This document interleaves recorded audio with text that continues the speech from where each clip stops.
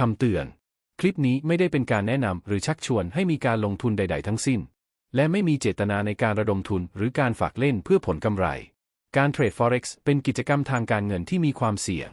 ผู้ลงทุนควรทราบถึงความเสี่ยงที่อาจเกิดขึ้นและพร้อมที่จะรับผลต่อความเสี่ยงนี้ดังนั้นกรุณาทำความเข้าใจข้อมูลต่างๆที่เกี่ยวข้องอย่างละเอียดและครบถ้วนก่อนการตัดสินใจลงทุนและควรจะเข้าใจว่าการลงทุนเป็นความรับผิดชอบของคุณเองผู้ลงทุนต้องรับผิดชอบต่อการตัดสินใจของตนเองและความเสี่ยงทางการเงินที่อาจเกิดขึ้นได้